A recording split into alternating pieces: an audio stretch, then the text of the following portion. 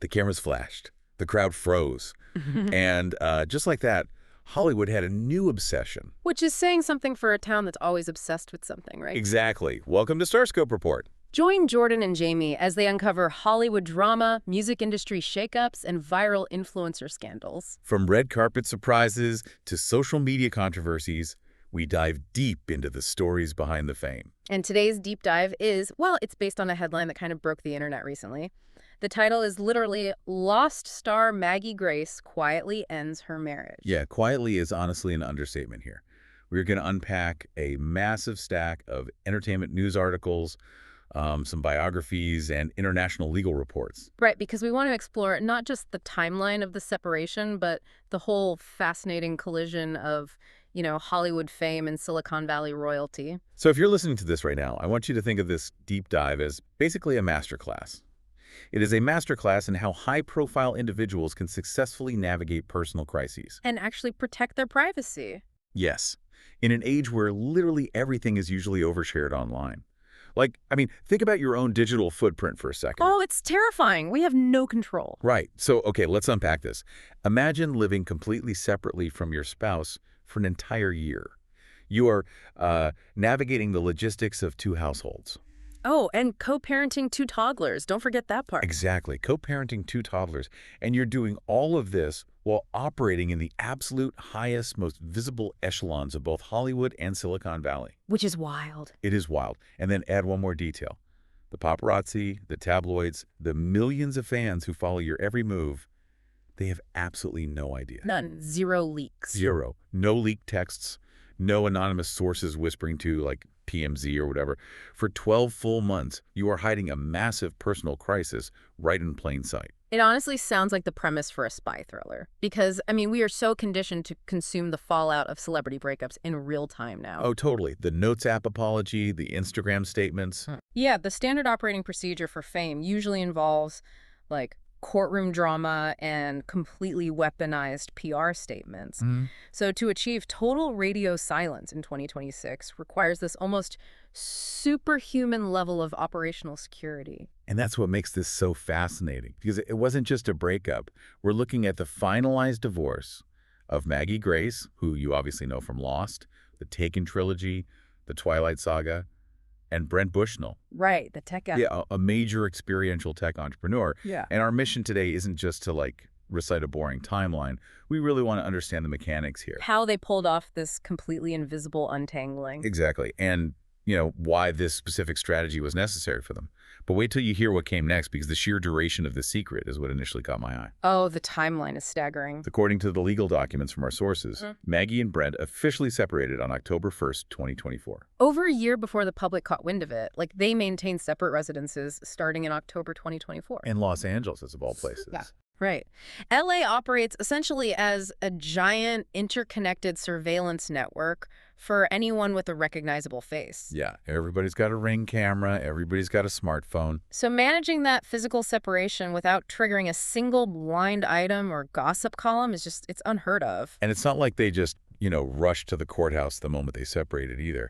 They took this massive, highly methodical pause. Which was so smart. Yeah. The sources show that in March of 2025, so it's 5 months after separating, they signed a premarital agreement update and a comprehensive property settlement and separation agreement. Wow. 5 months later. Right. So they had every single asset, every piece of property, and every logistic ironed out behind closed doors before a judge was ever even involved. And that is the crucial mechanism right there. That's how you do it. They completely bypassed the discovery phase of a public divorce. Right, because discovery is where it gets messy. Exactly. When you see a scandalous celebrity split, the chaos usually stems from that legal discovery process where the lawyers are essentially forcing the other side to reveal financial records, texts, private emails on the public record. Which is just candy for the tabloids. It's all the fuel the tabloids rely on. So by finalizing a comprehensive separation agreement privately, they just eliminated that fuel entirely.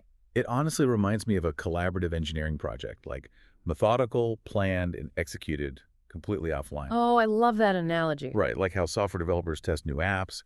They essentially sandboxed their divorce. They ran the entire program in a closed environment, worked out all the bugs. Or friction points. Yeah, and they didn't push the code to the public server until the final product was absolutely spotless. That is such a phenomenal way to frame it, especially, given Brent's tech background. And we actually see that clean code in how they finally executed the legal filing in May. Yeah, it wasn't until May 2025 that Maggie officially filed for divorce. She stated the marriage was, quote, irretrievably broken, which is standard legal phrasing.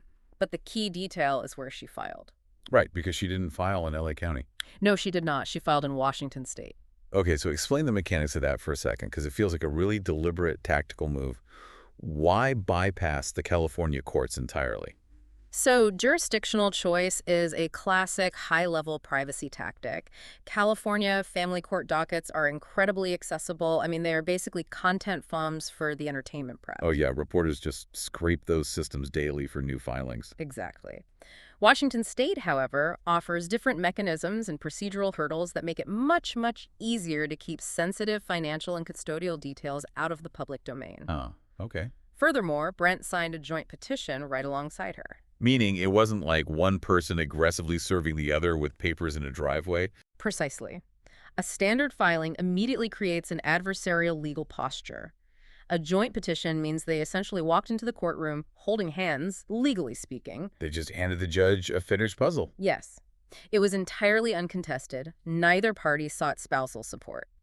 Maggie simply requested her legal name be restored to Margaret Grace Ives. So by August 13th, 2025, the divorce was finalized. And the custody arrangement for their two kids, they have a son born in 2020 and their daughter Fiona, born in 2023, that was completely locked in. Smooth and settled. Yeah, Maggie received primary physical custody.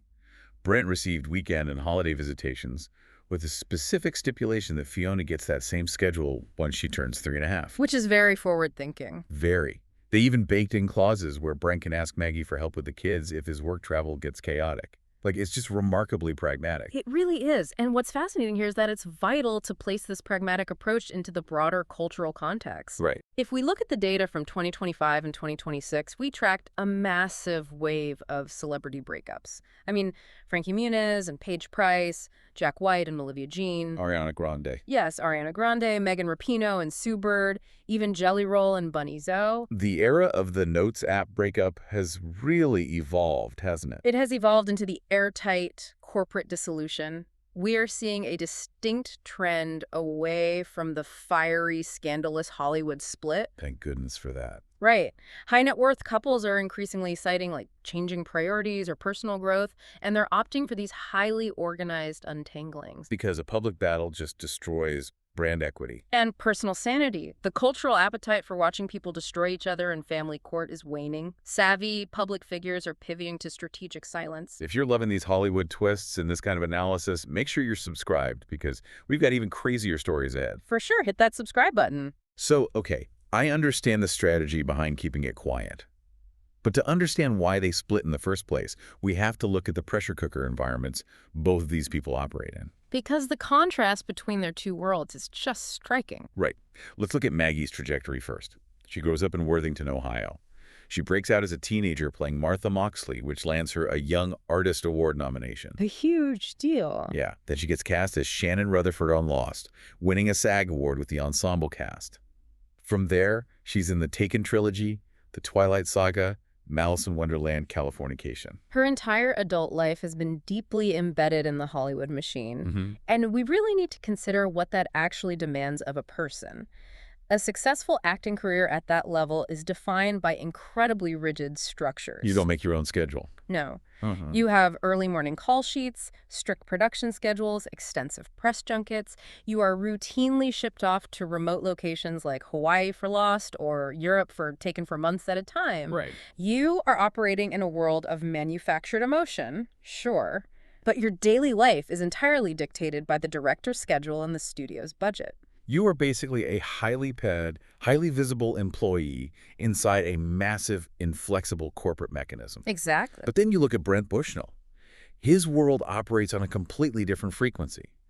Our sources put his estimated net worth between $10 and $11 million. Not that. Not at all. He goes to CU Boulder for electrical engineering, drops out during the dot-com boom to chase that wild frontier, then goes back to UCLA for computer science. He had a really eclectic path, too. Super eclectic. He works as a sushi chef, he sells furniture, and then he finally finds his true calling in experiential tech. He co-founds 2-Bit Circus in Los Angeles. Which, by the way, is not just some software startup where you can work remotely from a laptop on a beach. No, not at all. 2-Bit Circus is a massive, physical, interactive micro-amusement park. They build VR rigs, robotics, they have robot bartenders. Yes.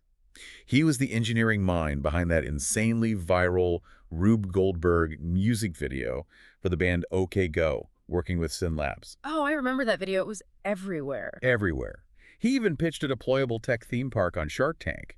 His entire career is about engineering tangible, unpredictable experiences. He is a creator of controlled chaos. I mean, where Maggie's world requires hitting a specific mark on a soundstage at a specific second, Brent's world requires breaking down traditional entertainment barriers. Yeah, it's very hands-on. It's iterative engineering, it's soldering wires, managing massive teams of eccentric inventors, and just making things interactive and fiercely innovative. And we haven't even touched on his family legacy, which is crucial here. Brent is quite literally arcade royalty. Oh, absolutely. His father is Nolan Bushnell, the legendary founder of Atari in 1972 and the founder of Chuck E. Cheese in 1977. Which is insane. Fast Company famously called them the first family of fun. Imagine growing up in that household. Right. The sources mention Brent grew up as a literal beta tester for early video games. His sister Alyssa was reportedly the first beta tester for Palm. That's a fun fact. And his brother Tyler invented a modern arcade machine. Disruption, invention, and constantly breaking the mold isn't just his job, it's his baseline normal. His mission has always been about transforming STEM into STEAM, adding art to science, technology, engineering, and math. So when you bring these two lives together, which, by the way, culminated in this beautifully intimate outdoor wedding ceremony in La Jolla in May 2017. With Maggie wearing those vintage Edwardian platinum and diamond earrings and the pearl hair combs from Neil Lane. So glamorous. Gorgeous. But you are attempting to merge two incredibly demanding yet fundamentally opposed operational styles. Wait, hold on a second. Here's where it gets really interesting because I want to challenge this premise slightly. Okay, go for it. Because a lot of Hollywood couples have crazy schedules. I mean, actors marry directors, musicians marry producers. They're all busy. They all travel constantly. Was it really just the calendar that broke them? Or are we looking at a fundamental clash in how they approach life? You have an actress whose life is dictated by rigid production schedules, married to an entrepreneur whose whole family legacy is about engineering fun, chaos, and unpredictable interactive experiences. Right. Could that fundamental difference in life rhythm be the hidden friction that caused the split? That is the core question, and honestly, the evidence points to that fundamental clash of operating systems. Yeah. It isn't just about calendar management. It's deeper than that. Much deeper.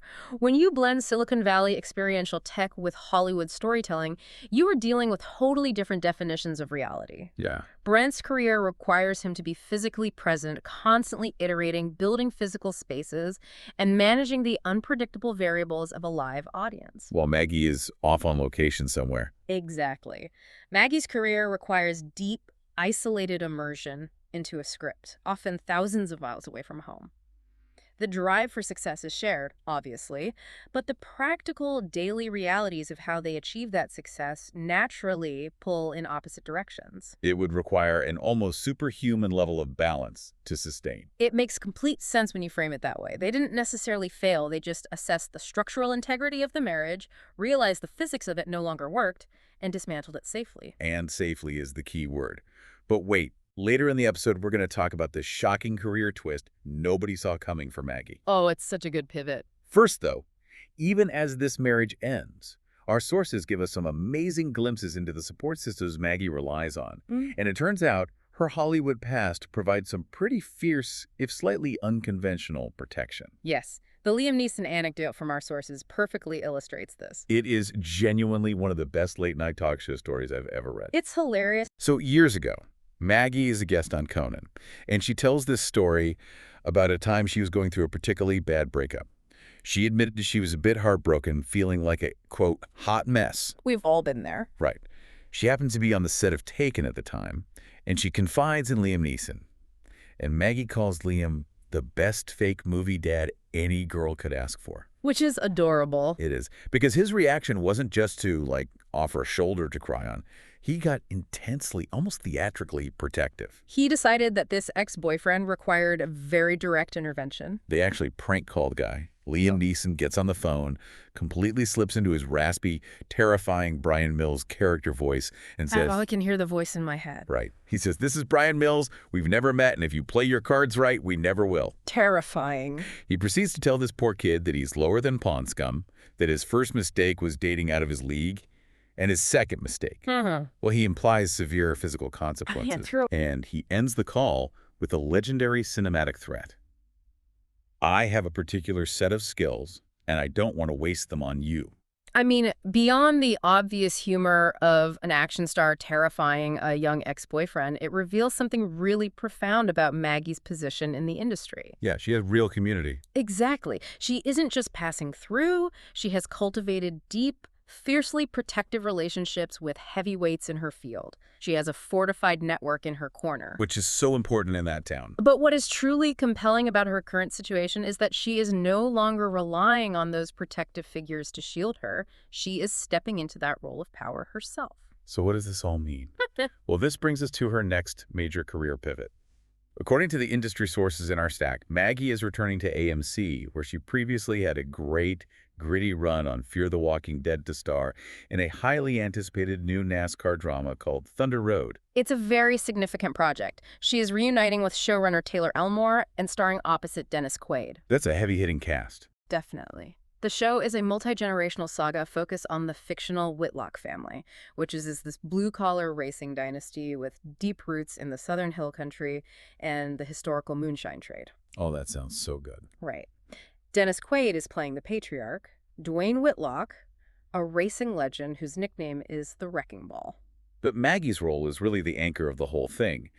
She is playing Lainey Whitlock, the oldest child, and the CEO of Whitlock Racing. The CEO? Yeah, the character breakdown describes her as someone who, quote, carries herself like she owns oxygen. What a line. Doesn't it? She is the one holding herself personally accountable for the future of her family's legacy. She has to manage the entire race team, keep her fractured family together, and actively resist the genetic urge to be a wrecking ball like her father. When you look at her filmography, if we connect this to the bigger picture, this represents a massive departure from the archetypes that made her famous. I was looking at that exact trajectory, and there is an incredible parallel here. Think about her early defining roles.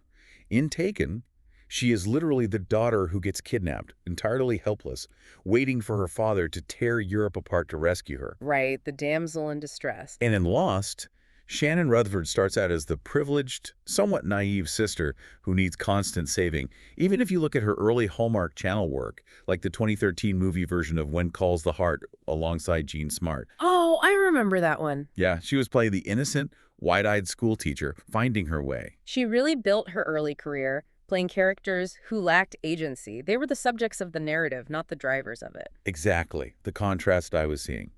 Now she is playing the CEO of a racing dynasty. A woman stepping up to manage, control, and protect her family's changing legacy. It's a huge shift. It feels like a direct, undeniable reflection of her real-life transition. She isn't waiting for a fake movie dad to save her anymore. She took the driver's seat to quietly, effectively, and powerfully restructure her own family post-divorce. The evolution of the scripts she is choosing is absolutely mirroring her own personal evolution. We are watching Maggie shift from embodying the naive daughter in need of rescuing to embodying the powerful, decision-making matriarch, both on the screen and in her private life. It's really inspiring, honestly. It is. The way she handled the separation proves it. She refused to let the tabloids dictate the narrative of her life. She refused to let the public consume her family's pain for entertainment. She took total executive control of a highly volatile situation. And it demonstrates an immense amount of respect for her children and for Brent. By choosing the sandbox approach, by choosing the strategic jurisdiction of Washington State, they prioritized a healthy co-parenting future over a momentary media circus. It is the ultimate act of taking the wheel. It sharply contradicts the modern assumption that celebrities somehow owe the public the intimate, messy details of their personal failures. Which they absolutely don't. They don't. Maggie Grace and Brent Bushnell proved that you can successfully opt out of the toxic cycle of public consumption. provided you have the discipline and the strategy to execute the plan quietly. Discipline really is the operative word, because as we've unpacked today, this wasn't just a simple breakup. We looked at the intersection of two wildly different operating systems. The glamorous, highly structured, location-dependent realm of Hollywood storytelling. And the unpredictable, hands-on, iterative sphere of Silicon Valley experiential tech. When those two immense forces collided in this marriage, they eventually required untangling. But instead of generating a scandal, they generated a masterclass in crisis management and data privacy. It really serves as a vital reminder that behind every quick headline you scroll past on your feed, there's a deeply complex mechanism at work. There are human stories of career pivots, changing priorities, and in this case, meticulous, thoughtful engineering. Which leaves you, the listener, with one final thought to mull over today as you look at your own digital footprint. Stay tuned and hit that subscribe button so you don't miss what's coming next, because we love digging into these deeper questions. Always. Brent Bushnell built his considerable fortune engineering immersive, artificial virtual realities. Maggie Grace built her impressive career creating cinematic illusions on camera. Both of them are absolute top-tier experts at crafting artificial worlds for public consumption. Exactly. But together, in the most critical moment of their private lives, they successfully crafted a perfectly airtight illusion of privacy around the dissolution of their family. Which is incredible. So in an era of endless digital tracking, scraped court dockets, and constant public surveillance, is ultimate privacy the new ultimate luxury? Is absolute silence something only a select few can truly engineer? It's a heavy question. In a world where everything is treated as content, keeping something entirely for yourself might just be the most difficult magic trick of all. It certainly requires a particular set of skills. You've been listening to Starscope Report, where Jordan and Jamie uncover the stories shaping Hollywood, music, and pop culture. Thanks for tuning in, and don't forget to subscribe for more stories that keep the stars shining.